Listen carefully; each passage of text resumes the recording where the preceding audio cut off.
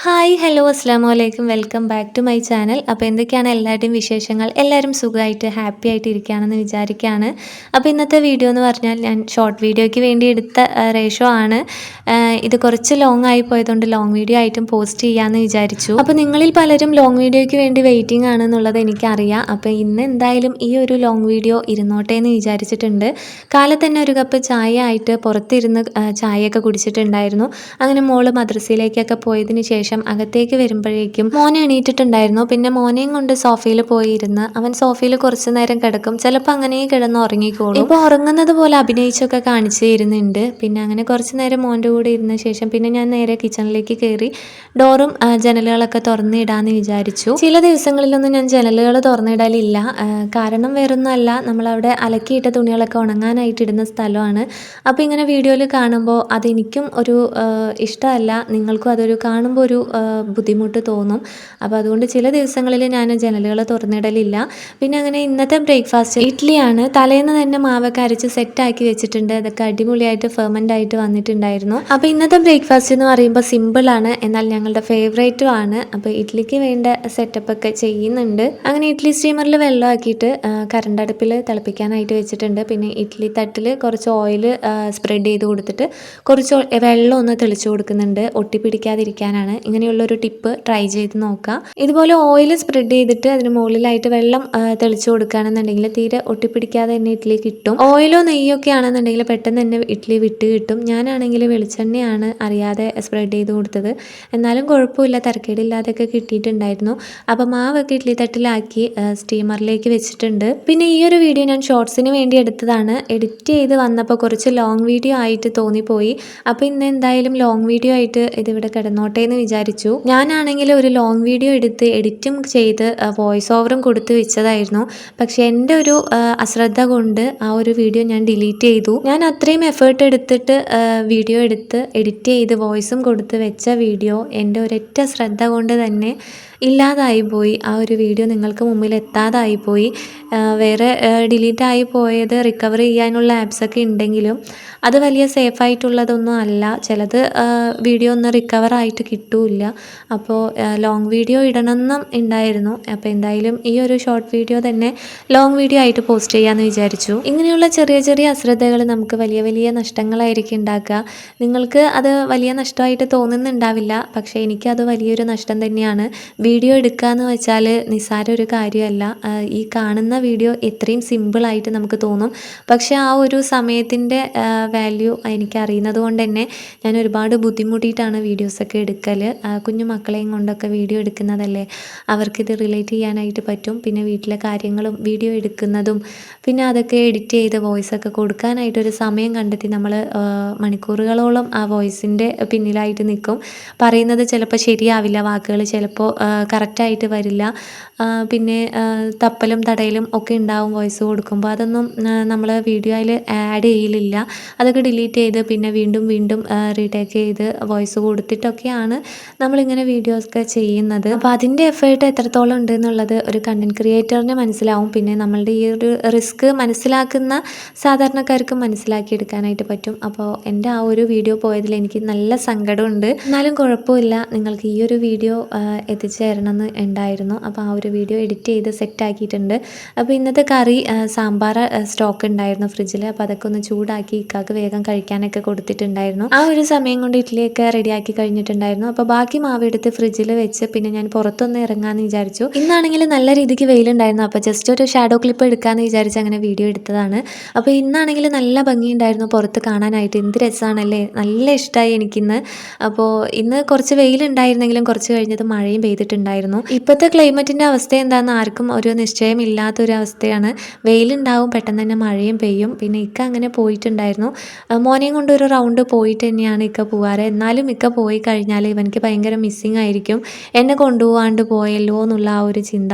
അപ്പോൾ മോൻ്റെ മുഖമൊക്കെ കണ്ടല്ലോ. മോൻ്റെ ഈ ഒരു വിഷമം കാര്യമായിട്ട് നീണ്ടു നിൽക്കുന്ന വിഷമമൊന്നുമല്ല, ഇപ്പം തന്നെ ശരിയായിക്കോളും. പിന്നെ അങ്ങനെ ഞങ്ങൾ അകത്തേക്ക് കയറി ഞങ്ങളുടേതായിട്ടുള്ള കാര്യങ്ങളിലേക്കൊക്കെ നിൽക്കാമെന്ന് വിചാരിച്ചു. അങ്ങനെ ഫുഡൊക്കെ കഴിച്ചിട്ടുണ്ടായിരുന്നു. പിന്നെ ഞാൻ കുറച്ച് ഡയറിയിലൊക്കെ നോട്ട് ചെയ്ത് വെക്കലുണ്ട്. വീഡിയോസിൻ്റെ കാര്യങ്ങളും ഒക്കെ ഡയറിയിൽ നോട്ട് ചെയ്ത് വെക്കലുണ്ട്. അപ്പോൾ ഞാനിപ്പോൾ ചെയ്യുന്നത് വീഡിയോസൊക്കെ എങ്ങനെ പോസ്റ്റ് ചെയ്യുക, ഏത് ദിവസങ്ങളിലായിട്ട് പോസ്റ്റ് ചെയ്യുക എന്നുള്ളതൊക്കെയാണ് ഒന്ന് നോട്ട് ചെയ്ത് വെക്കുന്നത്. ചെയ്യുന്നത്. പോരാത്തതിന് യൂട്യൂബിൻ്റെ വലിയൊരു അപ്ഡേഷൻ കേട്ട് കാണുമല്ലോ നിങ്ങൾ. എൻ്റെ സബ്സ്ക്രൈബേഴ്സിൽ പകുതി പേരോളം കണ്ടൻറ് ക്രിയേറ്റേഴ്സ് തന്നെയാണ്. പുതിയതായിട്ട് നമ്മൾ കണ്ടൻറ് ക്രിയേറ്റേഴ്സിനുള്ള വലിയൊരു തിരിച്ചടിയാണ് യൂട്യൂബിൻ്റെ ഭാഗത്ത് നിന്ന് വന്നിട്ടുള്ളത്. അത് നിങ്ങൾ പലരും അറിഞ്ഞു കാണുമെന്ന് അറിയുന്നു. അറിയാത്തവർക്ക് വേണ്ടി ഞാൻ പറയാം. യൂട്യൂബിൻ്റെ ഒരു ക്രൈറ്റീരിയ എന്ന് പറയുമ്പോൾ 1K സബും 4000 വാച്ച് അവറും കംപ്ലീറ്റ് ആകുമ്പോഴാണ് നമുക്ക് മോണിറ്റൈസേഷൻ ചെയ്യാനായിട്ട് പറ്റുക. ഈ മോണിറ്റൈസേഷൻ ആയി പിന്നെ $100 ആവുന്നത് വരെ നമ്മൾ വെയിറ്റ് ചെയ്തിട്ടാണ് നമ്മുടെ കയ്യിൽ പൈസ എത്തുക. നമുക്ക് ആ ഒരു വരുമാനം നമുക്ക് കിട്ടി തുടങ്ങണമെങ്കിൽ ആ ഒരു ക്രൈറ്റീരിയാസ് ഒക്കെ കംപ്ലീറ്റ് ചെയ്യണം. ഇപ്പോൾ വന്നിരിക്കുന്ന മാറ്റം എന്ന് പറയുമ്പോൾ 8000 മണിക്കൂറാണ് നമ്മൾ നേടിയെടുക്കേണ്ടത്. ഈ 4000 മണിക്കൂർ നേടാൻ തന്നെ നമ്മൾ എത്രത്തോളം കഷ്ടപ്പെടുന്നുണ്ട്, എത്രത്തോളം എഫേർട്ട് എടുക്കുന്നുണ്ട് എന്നുള്ളത് നമ്മളോട് തന്നെ ചോദിക്കണം. നമ്മൾ അത്രമാത്രം ബുദ്ധിമുട്ടിയിട്ടാണ് ഓരോ കാര്യങ്ങളും ചെയ്യാറ്. ഈ 4000 മണിക്കൂർ കിട്ടാത്ത സാഹചര്യത്തിൽ എങ്ങനെയാണ് ഈ 8000 മണിക്കൂർ എങ്ങനെ നേടിയെടുക്കുന്നുള്ള ഒരു കൺഫ്യൂഷനിലാണ് ഞാൻ കുറച്ച് നേരം മുമ്പ് ആ ഒരു ഡയറിക്ക് മുമ്പിൽ ഇരുന്നിട്ടുണ്ടായിരുന്നത്. ഇതിനിടയിൽ ഞാൻ വീഡിയോനുള്ള കാര്യങ്ങളും കൂടി ഒന്ന് പറയുന്നുണ്ട്. ചോറിനുള്ള അരിയൊക്കെ വേഗം കഴുകിയിട്ട് കറിക്ക് വേണ്ട കാര്യങ്ങളൊക്കെ നോക്കാമെന്ന് വിചാരിച്ചു. ഇന്നിപ്പോൾ പുളിച്ചാറാണ് വെക്കുന്നത്. പുളിച്ചാറ് വെക്കുന്നത് എങ്ങനെയാണെന്നുള്ളത് വേഗം ഒന്ന് പറയാം. വെളിച്ചെണ്ണ ഒഴിച്ച് ഉലുവ ചേർത്ത് പൊട്ടിച്ചെടുക്കുക. എന്നിട്ട് കറിവേപ്പിലയും ചെറിയുള്ളി വെളുത്തുള്ളി ഇതൊക്കെ ഒന്ന് വാട്ടിയെടുക്കുക. നല്ല രീതിയിൽ വാടണമെന്നൊന്നുമില്ല. അതിൻ്റെ ആ ഒരു ചെറിയൊരു ടേസ്റ്റ് നിലനിൽക്കണം. പിന്നെ പച്ചമുളക് ചേർത്ത് നല്ല രീതിയിൽ വാട്ടിയെടുത്തതിന് ശേഷം പുളി പിഴിഞ്ഞ വെള്ളമാണ് ചേർത്ത് കൊടുക്കുന്നത്. ഇത്രയും മാത്രമാണ് ഈ ഒരു കറിക്ക് ചെയ്യേണ്ട കാര്യങ്ങൾ. ആവശ്യത്തിന് ഉപ്പും ചേർത്ത് നന്നായി തിളപ്പിച്ചെടുത്താൽ നമ്മുടെ പുളിച്ചാറ് ഇവിടെ റെഡി ആയിട്ടുണ്ട്.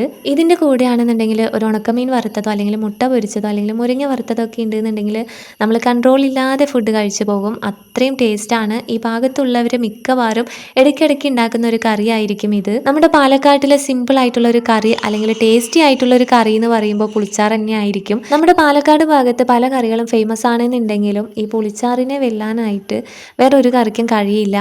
അത് തന്നെയാണ് സത്യം. എത്ര വേണമെങ്കിലും ഫുഡ് കഴിച്ചു പോകും.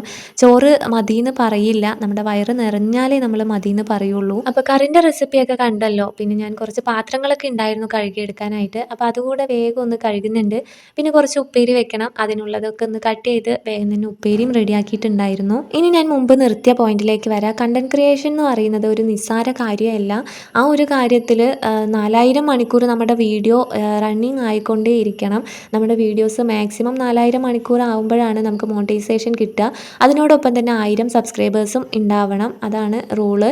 അപ്പോൾ ഈ ഒരു 4000 മണിക്കൂർ എത്തിക്കിട്ടുക എന്ന് പറയുമ്പോൾ നമ്മൾ വല്ലാണ്ട് അങ്ങോട്ട് ഇല്ലാണ്ടായി പോവുക എന്ന് പറയില്ല, അതുപോലെയൊക്കെ ആയിപ്പോവും. ചിലരുടെ കാര്യത്തിൽ അങ്ങനെയൊന്നും ഉണ്ടാവലില്ല.